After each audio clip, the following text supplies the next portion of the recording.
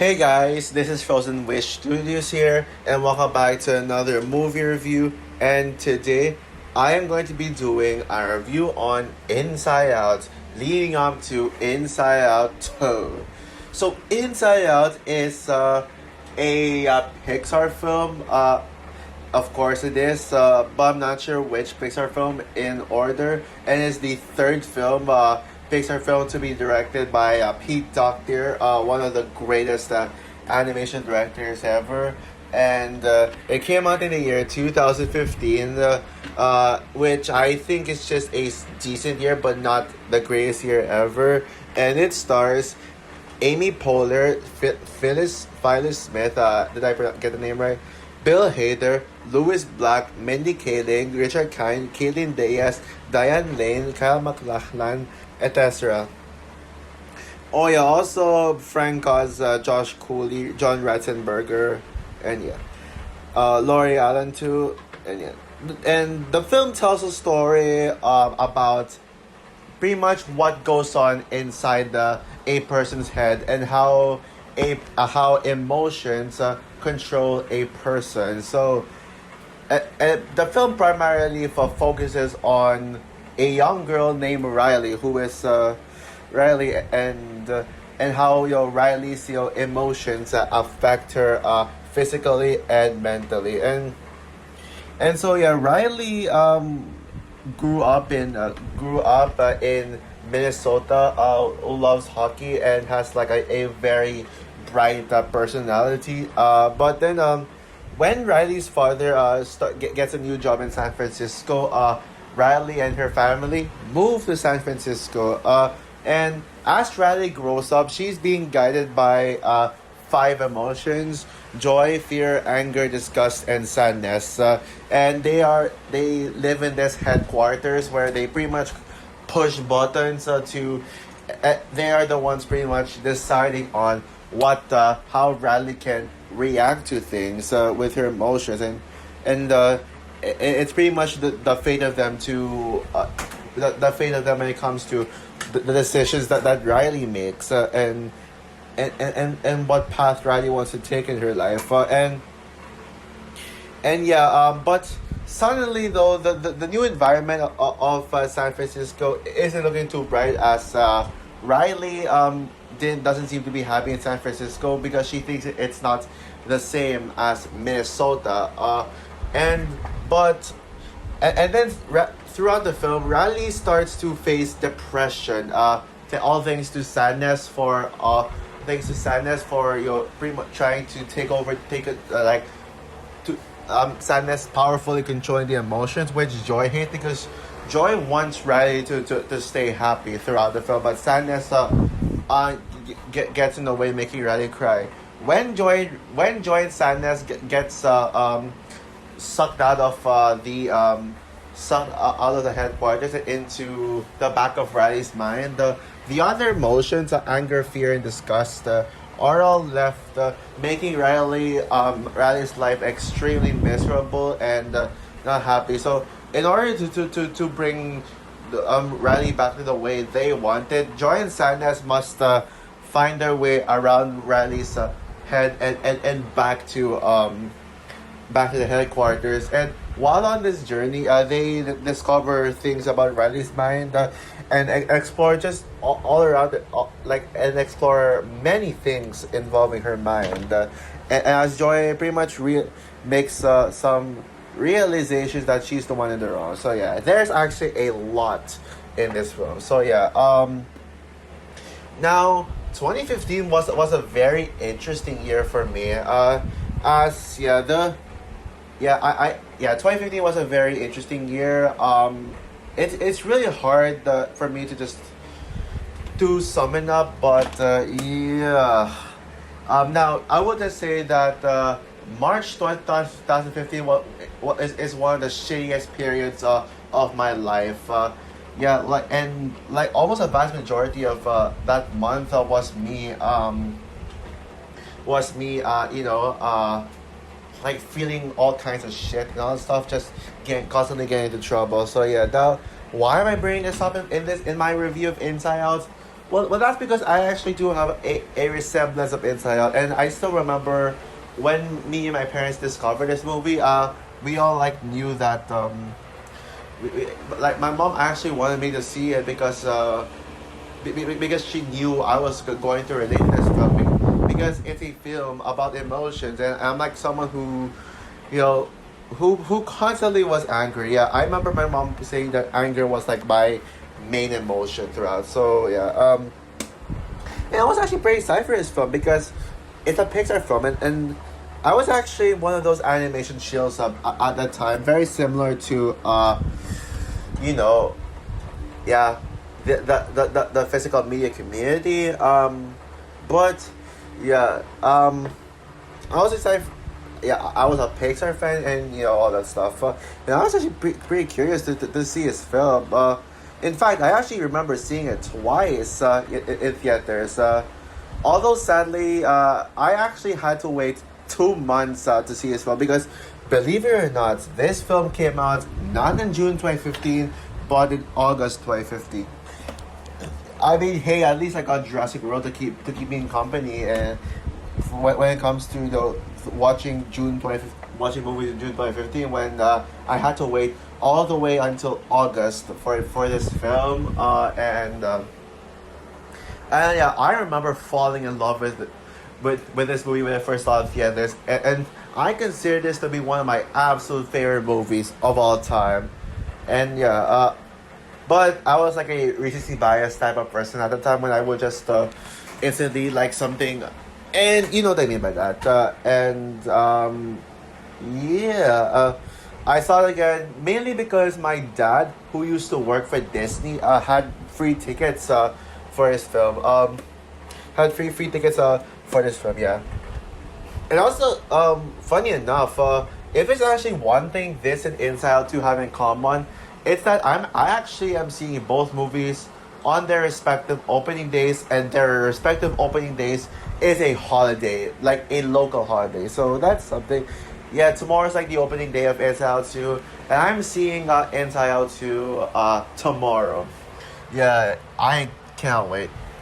Now, I'm sure y'all know about this user who goes by the name of Trolls Band Together Fan, aka Inside Out Fan 2001, which I think is the better name. Fred, yeah, I'm sure y'all know my views towards him. I won't speak of him much in my content, but this one I think I might have to bring it up because it's freaking Inside Out.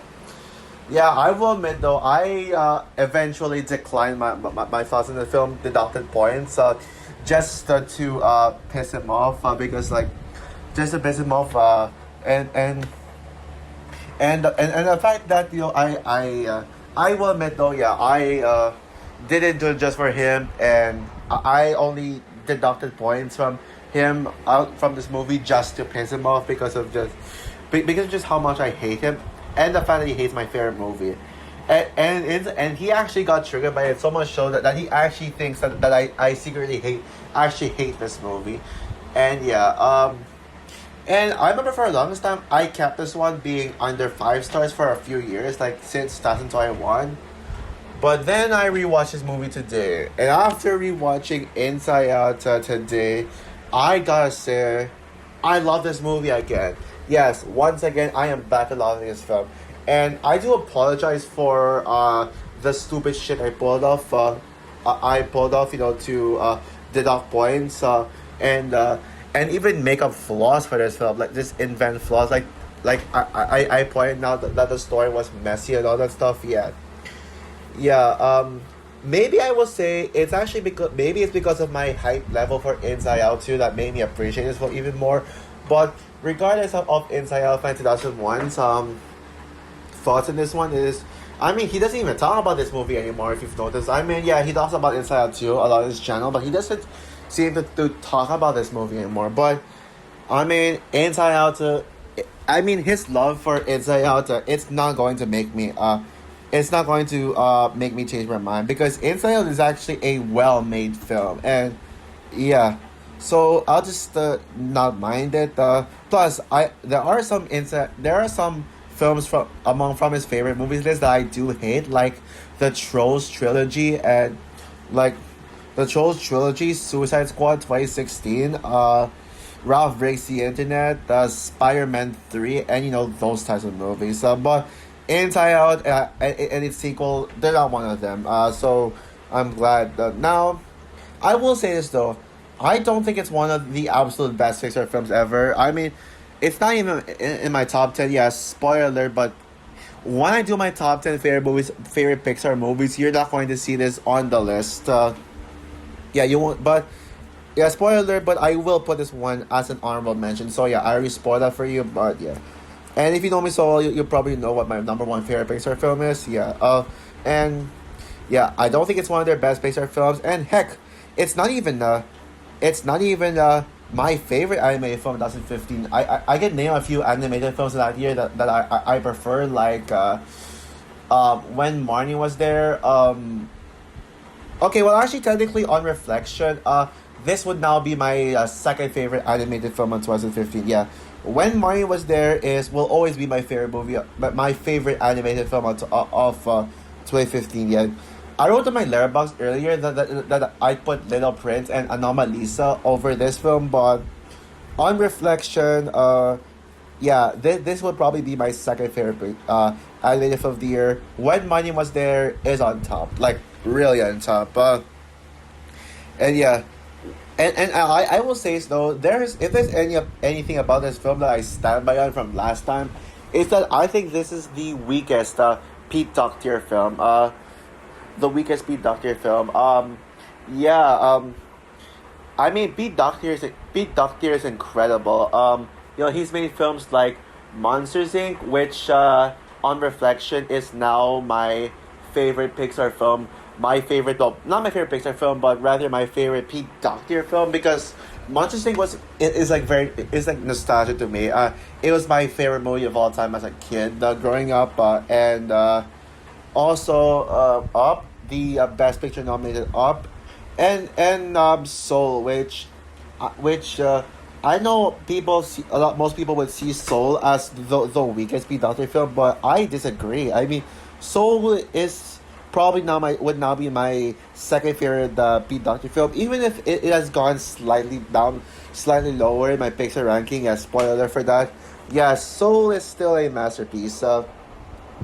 Yeah, but yeah, so I think it's the reason for this being the weakest one. His weakest film is because it's just hard to compete with his other films. So, but yeah, anyways, now let's get into what I love about Inside Out and all the things I can rave about it. Yeah, where do I start with this one? Yeah, the idea of Pixar making a movie about how emotions control a person's mind and just how the mind works in general is just such a great idea, especially for Pixar standards. And I'm very sure psychologists would just show this movie to their clients and all that stuff. I guess. Well, I'm not sure how that works because I don't remember. I used to have a psychologist back in like 2012, like 2013. I haven't been to a psychologist since 2013, honestly. So I mean, I can see it happening. Maybe I don't know, but yeah, but I really like this idea for Pixar, especially with making a movie about emotions, because one of the reasons why people love Pixar movies is because of emotions. It works. And when it comes to the emotions controlling Riley's mind, it's actually a very simple premise, and it's also like just as much of a simple premise as all the other people too. The movie does show what happens in other people's minds, but it specifically focuses on Riley. It is actually the premise is actually very simple. Like on the outside, when the emotions used are pretty much some of the most basic emotions you can think of: joy, sadness, disgust, anger, and fear. The film does a really great job at making these emotions feel like actual characters with character development, personalities, and they're not just some prototypes to control Riley's mind. It acknowledges that that's actually about the emotions. And yeah, and I like how they actually do have other things to do besides just control a human. Um, I know one of my main problems with Inside Out previously was Joy, and how much of an asshole she is, and just how much I dislike Joy as a character.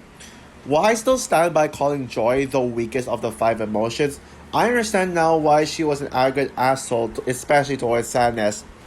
Like I said earlier, in my plus synopsis, that Joy always wants to, like, Joy just wants to make Riley or remain happy, and she doesn't like what sadness does. And she actually doesn't understand what sadness does, because every time sadness pushes a button, Riley cries. And what Riley says is that, and when it comes to the other emotions like anger, fear, and disgust, she actually understands their roles, as narrated in the original. Like, anger. I forgot what she said, how she described anger, but I forget how she described anger, but like she said that fear helps keep Riley safe from harm, and disgust helps keep Riley away from poisons and all that stuff and things that are gross. But she doesn't understand why, what she contributes to Riley and making her cry. I mean, that's why Joy hates sadness, and Joy has a bias against sadness because she doesn't understand sadness, and that actually conveys the message of the film, which I'll talk about later. Which I talk about later. And while I did say that the premise of five simple emotions controlling a person's mind is simple, and it is true, the movie actually is complex on execution, and that is all thanks to which I think is the better part of the film. I mean, yeah, there's the part of the film with just seeing how the emotions control Riley and what happens in the headquarters, and then you got the film, the bigger part of the film, which is going outside the headquarters and exploring Riley's mind. It actually is, when you actually think about it, I mean, you actually just see what's going on around Riley's head, but outside of headquarters, you can see that the film is actually very complex. I think the stuff around Riley's mind is superior to the stuff inside the headquarters. There's just so much going on around it, and it's gonna be a little hard to explain it, but I'm gonna try very hard to analyze what this movie depicts. Because yeah, and what makes it complicated. Well, there's like this whole maze shelf of Riley's emotions that are not important, but will be important later on. I'm sure we all get those feeling where a long-term memory just comes back to you, and all that stuff. And then you got these workers who try to make sure that Riley try to make sure that there are no wasted memories there, and if a memory gets wasted, they suck it down to the pit, which the pit is where the forgotten memories land, and then Riley has this imaginative character named Bing Bong, which Bing Bong is basically the Olaf of Pixar. And so yeah, Bing Bong is pretty much there. And he goes around because he thinks that Riley doesn't need him that much anymore. I mean, I like Bing Bong. He's cute. And I like Bing Bong. I probably like him more than Joy, honestly, I gotta say. And then you got this train of thought. I actually forgot what the train of thought does, but I think there is a metaphor behind it. I can't really seem to pinpoint what it is. I understand what the train of thought. I kind of understand, but I just don't know how to explain it. So I don't want to just waste my time trying to think and all that shit. And then you got this and then you got this headquarters thing. This off limits area where these characters turn into 2D. And by the way, the animation in this movie is super creative. Like, it's very colorful. It's very colorful. Very vibrant and very creative, especially with the use of different animations. Like, you got the realistic animation the realistic animation with the humans, the cartoony animation with with the emotions, and then you got the the the the moments where the animation style changes into like that scene for example. Yeah, that scene for example. But probably my personal favorite part of Riley's mind is Imagination Land, specifically Dream Productions. Yeah, that is honestly what the most brilliant thing Pixar's the writers of this film have come up with. Where basically Dream Productions, Dream Productions is where Riley is how Riley gets her dreams, and based on this movie, the dreams are actually recorded. So basically, they take inspiration from Riley's memories and stuff around here, and they actually make a movie out of they film Riley's mind like a movie. So basically, like Dream Productions is basically a nod to Hollywood, and the entirety of Imagination Land is basically the emo is basically the a nod to the entirety of Hollywood, and that's actually genius. That's actually a brilliant move.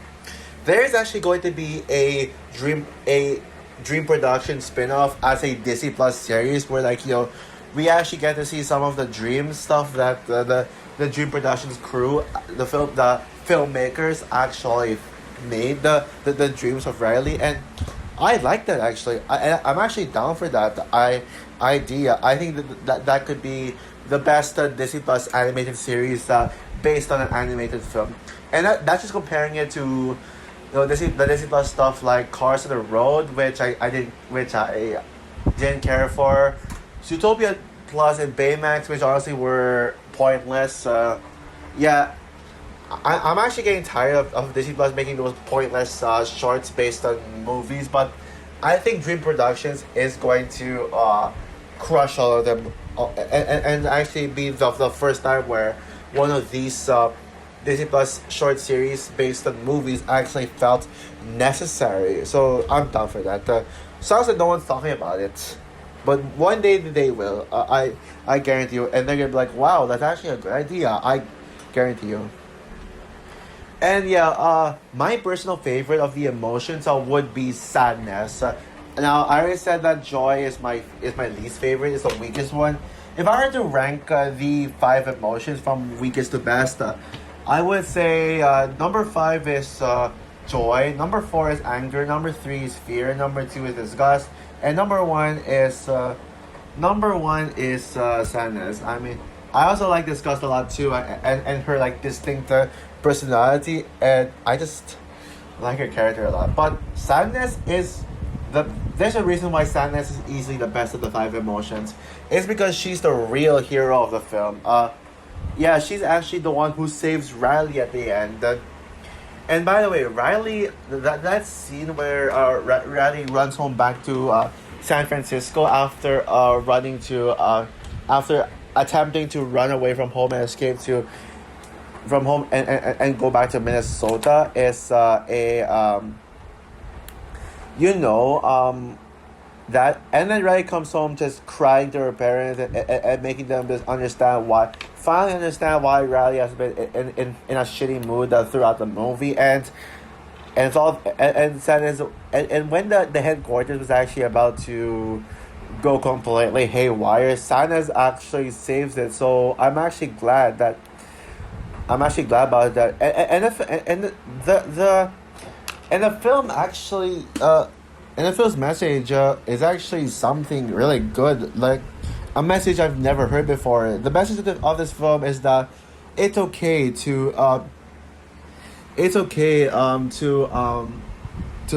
make it's okay to cry, it's okay to feel sad, and sometimes crying can actually help solve your problems if you just understand, if you let the people you're crying to understand why you're crying. I feel like a lot of people in person have been just thinking that crying is for babies, but no, that's not true at all. Anybody can cry. It's like saying you're crying, crying because you're mourning for someone's loss, and then someone would be like, why are you crying over someone's death? You're not a baby. Yeah, that is heartless right there. Even if I will admit I'm not as emotional as Riley is, I still can feel Riley because, yeah, I actually think that this movie is very relatable. And that's one. I think that's one of the things that makes Inside Out truly great. It's just how relatable it is. Now, I don't relate to everything about Riley. I don't like.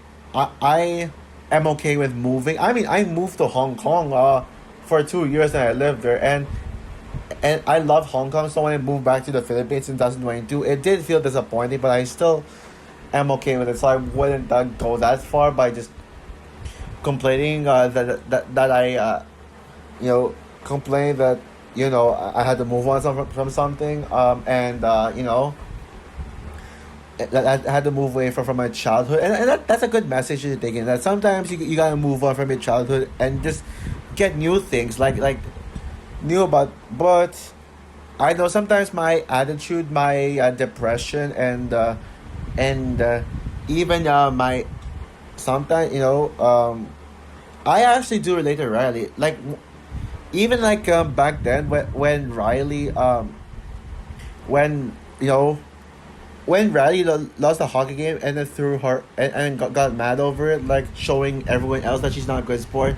That actually happened to me back then. Like that was actually my past self. So that's how I related to Riley a lot. So yeah, and yeah, Riley is my favorite Inside Out character, and based on my profile pic, you can actually clearly tell that Riley is my favorite Inside Out character because I actually, if Riley wasn't my favorite, I would have put Envy as my I would have put Envy as my as my profile pic for the month, but turns out it's Riley. Yeah. Maybe it's because of just how much I'm already loving the direction they're taking Riley and Sal to. Maybe that's why I'm putting her as my favorite character in this film. But I mean, even on her own, she really is the best character in the film and the standout. Oh yeah. Also, I cannot end this review without mentioning Michael Giacchino's score. With the dun dun dun dun dun dun. Dun. Yeah, such a beautiful score and such a beautiful score. Just very smooth, and very unique as well. Just beautiful. This movie would be in my top five favorite Michael Giacchino score. I still think the Incredibles is the Incredibles duology is still Michael Giacchino's best score for a Pixar film. Also up to. And Thomas Newman's score for Elemental would still be the best score for a Pixar film, but Inside Out 2 is right up there when it comes to the scores. Although I do have a few nitpicks about the film. I don't like that triple income commercial. I actually agree with the other emotions that is annoying, and I'm thankfully not as annoying as those shitty annoying commercials that play. I'm talking about my local commercials. The American commercials are actually fine, but the Philippine commercials, dear God, they like fuck a majority of them. And also, I don't mind the idea of. Also, I don't like the idea of Riley of just this guy having a crush on Riley at the end, and then there's like this girl alarm. It's not funny, honestly. The jokes are actually funny for the most part, but that girl joke that's not funny. Also, by the way, I don't like that short film about Riley's first date. I don't like that at all. Yeah. So overall, while Inside Out 2 isn't no sorry, why did I say Inside Out 2? So overall, while Inside Out is not one of my favorite Pixar films and not even my favorite anime film in 2015, Inside Out is still an excellent film and undeniably a masterpiece of animation. And I think it's why I would have given the best anime feature Oscar to when Marnie was there. Inside Out winning best anime feature is actually is actually deserved, I guess. So yeah, with that said, I'm going to give Inside Out a 5 stars out of 5 film. Flawless. A 5 stars out of 5. Flawless film. This is probably one. This is actually a low 5 out of 5. By the way, it's yeah, one of the weaker 5 out of 5 films. So also for my review of Inside Out, what are your thoughts on the film? Do you love this film? Do you agree with me that it's a masterpiece, but not a top tier Pixar film? And do you consider this to be your favorite Pixar film? I know some users who do call this their favorite Pixar film, like Austin Putnam and Pajak's and Ollie Pajak, and or are you one of those people who finds this movie overrated? I know some people do, like a lot of my in person friends from elementary school.